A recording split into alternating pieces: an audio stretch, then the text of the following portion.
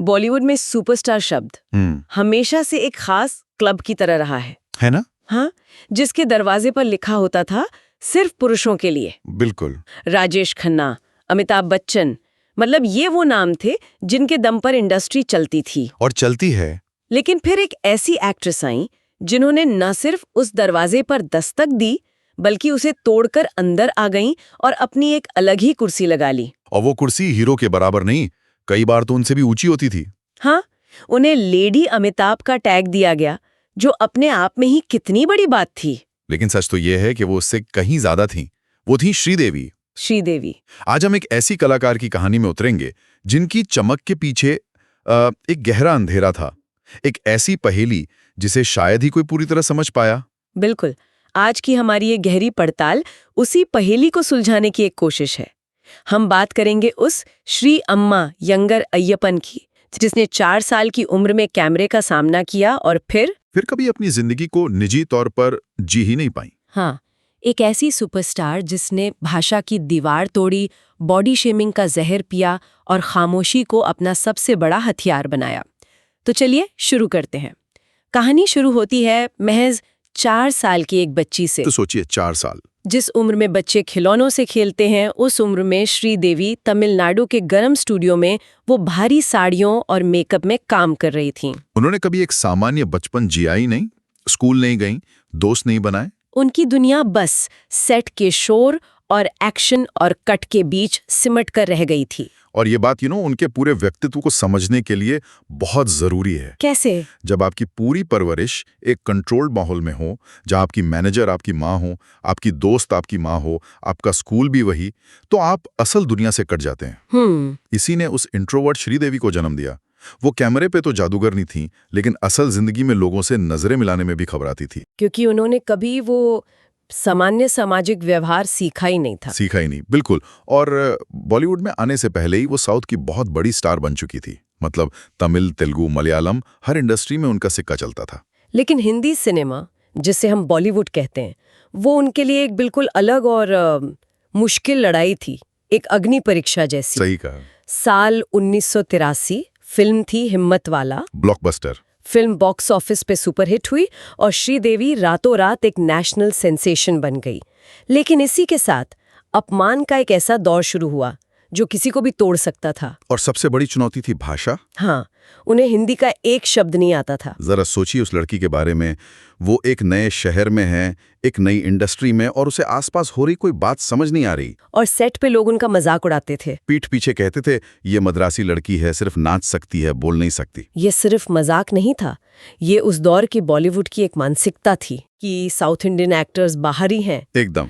और ये सिर्फ भाषा तक ही सीमित नहीं था। नहीं। उस दौर के फिल्म समीक्षकों ने उन्हें थंडर थाइज जैसा अपमानजनक और भद्दा नाम दिया था। आज के दौर में तो ये सोचकर भी अजीब लगता है। उनके शरीर पर, उनके वजन पर खुलेआम कमेंट्स किए जाते थे। लेकिन कमाल की बात यह है कि इन सब के बावजूद उन्होंने कभी सार्वजनिक रूप से पलटकर जवाब नहीं दिया। और यहीं पर एक दिलचस्प सवाल उठता है, क्या उनकी ये खामोशी एक सोची समझी रणनीति थी कि मेरा काम ही मेरा जवाब होगा, या फिर ये उस लड़की की मजबूरी थी जो अकेली थी, जिसे भाषा नहीं आती थी और जो अपनी आवाज उठाने से डरती थी? मुझे लगता है ये दोनों का मिश्रण था। हाँ, शायद वो जानती थी कि अगर वो बहस में पढ़ेंगी तो शायद हार जाएंगी, लेकिन कैमरे के सामने उनसे कोई नहीं जीत सकता था। उनकी कला ही उनका कवच थी। बिल्कुल, लेकिन उस कला का भी एक हिस्सा अधूरा था, और वो थी उनकी आवाज। ये बात आज की पीढ़ी को शायद हैरान कर दे, लेकिन सच यही है। सालों तक दर्शकों ने श्रीदेवी की असली आवाज सुनी ही नहीं थी।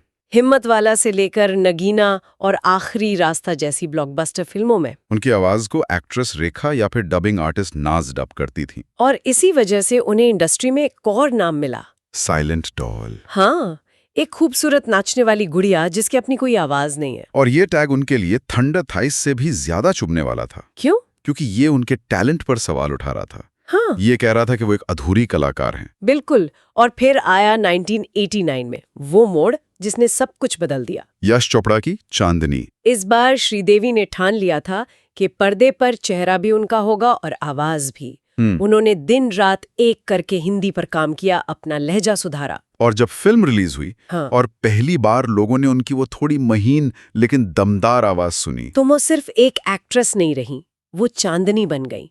वो खामोश कुड़िया अब भूल पड़ी थी। वो आवाज का सामने आना मतलब एक सिंबॉलिक चीज थी। वो सिर्फ हिंदी बोलना नहीं था, वो अपनी पहचान पर अपना हक जताना था। वो इंडस्ट्री को ये बताना था कि मैं सिर्फ एक नाचने वाली बॉडी नहीं हूँ, मैं एक पूरी अदाकारा हूँ अपनी आवाज के साथ। और चांदनी की सफलता के बाद किसी ने दोबारा उनकी आवाज या उनके टैलेंट पर सवाल उठाने की हिम्मत नहीं की। और यहीं से उस दौर की शुरुआत होती है जिसे श्रीदेवी का दौर कहा जा सकता है। सही मायनों में उन्होंने इंडस्ट्री का सबसे बड़ा नियम बदल दिया था कि फिल्में सिर्फ हीरो के दम पर चलती हैं। वो ऐसी पहली एक्ट्रेस बनी जिनके नाम पर प्रोड्यूसर पैसा लगाते थे। ये बात बहुत जरूरी है समझनी। ये सिर्फ ज्यादा पैसे लेने की बात नहीं थी, ये एक पावर शिफ्ट था। हाँ, मतलब वो अमिताभ बच्चन और जितेंद्र जैसे टॉप स्टार्स के बराबर फीस चार्ज कर रही थी। एक ऐसा बिजनेस मॉडल तैयार हो रहा था जहां हीरोइन फिल्म का केंद्र थी। प्रोड्यूसर्स को पता था कि अगर फिल्म में श्रीदेवी हैं तो फिल्म की ओपनिंग पक्की है। वो एक तरह से वन वुमेन इंडस्ट्री बन गई थी। बिल्कुल। उन्होंने दूसरी एक्ट्रेसेस के लिए भी रास्ते खोले। इसका सबसे क्लासिक उदाहरण है फिल्म मिस्टर इंडिया। क्या फिल्म थी? अब देखिए, फिल्म का टाइटल है mister India. Hero Anil Kapoor हैं जो ज्यादातर फिल्म में गायब रहते हैं। सही बात है। लेकिन आज भी जब हम उस फिल्म को याद करते हैं तो जहन में क्या आता है? हवा हवाई और कांटे नहीं कटते में श्रीदेवी का चेहरा। हाँ, हवा हवाई सिर्फ एक गाना नहीं है, वो स्क्रीन प्रेजेंस और कॉमिक टाइमिंग की एक मास्टर क्लास है। आप उस गाने में उनके चेहरे के एक्सप्रेशंस देखिए, हर सेकंड में एक नया भाव। वो उस गाने के अंदर एक छोटा सा नाटक कर रही हैं। वो सिर्फ डांस नहीं करती थी, वो किरदार को जीती थी। यही कला उन्हें बाकियों से अलग करती थी। और उनका प्रोफेशनलिज्म तो वो एक अलग ही लेवल पर था। हाँ, मिस्टर इंडिया का ही वो किस्सा बहुत मशहूर है। लेकिन उन्होंने शूट पूरा किया और पर्दे पर उस नीली साड़ी में उन्हें देखकर कोई कह भी नहीं सकता कि वो कितनी ज्यादा तकलीफ में थी। कोई नहीं। ये समर्पण शायद वहीं से आया था, उनके बचपन से। जब 4 साल की उम्र से आपके लिए काम ही आपकी जिंदगी हो तो आप दर्द और आराम में फर्क करना भूल जाते हैं। कैमरा ऑन होते ही वो सब कुछ भूल जाती थी। उनके लिए एक्शन शब्द एक स्विच की तरह था जो उनकी निजी तकलीफों को बंद कर देता था और कलाकार को जगा देता था। लेकिन यही तो पैराडॉक्स है, जो इंसान पर्दे पर इतना एक्सप्रेसिव, इतना चुलबुला, इतना जिंदा दिल था, वो असल जिंदगी में उतना ही खामोश और अकेला था। हाँ, जैसे ही डायरेक्टर कट बोलता था, श्रीदेवी वापस अपनी उस शांत दुनिया में लौट जाती थी। वो पार्टियों में नहीं जाती थीं, लोगों से घुलती मिलती नहीं थीं। वो एक क्लासिक इंट्रोवर्ट थी। उनका जो पब्लिक पर्सोना था वो एक परफॉर्मेंस थी और यकीनन वो उन्हें थका देता होगा। और उनकी पूरी दुनिया उनकी माँ थी। वही उनकी दोस्त, मैनेजर, सब कुछ थी। और जब उनकी माँ की मृत्यु हुई तो वो पूरी तरह से बिखर गईं। सोचिए, उस वक्त वो देश की सबसे बड़ी सुपरस्टार थीं। उनके पास शोहरत, पैसा, कामयाबी, सब कुछ था। लेकिन अपना दुख बांटने के लिए कोई नहीं था।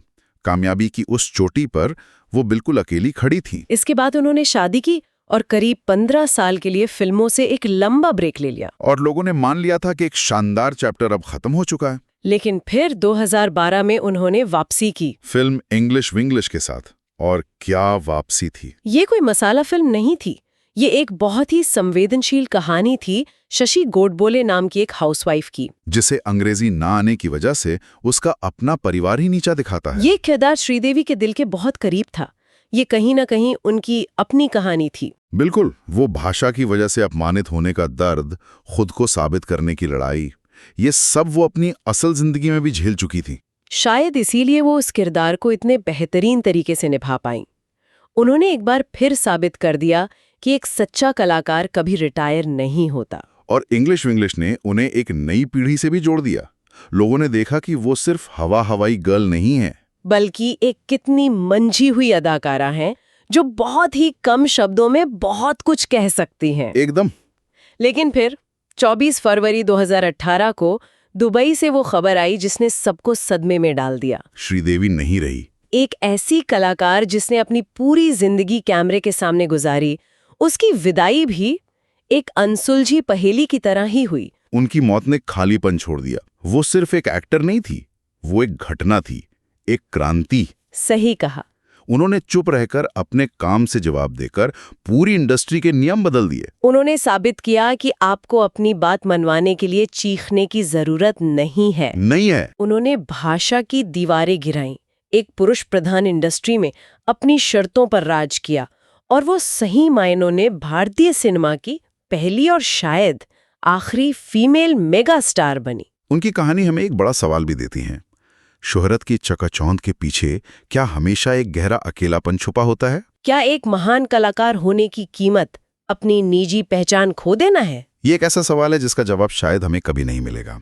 ठीक उसी तरह जैसे हम श्रीदेवी की पहेली को कभी पूरी तरह नहीं समझ पाएंगे। अगर आप सिनेमा की ऐसी ही अनसुनी और गहरी कहानियों में रुचि रखती हैं और किरदारों की परतों को हमारे साथ खोलना चाहती हैं, तो फिल्मी बातें को सब्सक्राइब करना ना भूलें।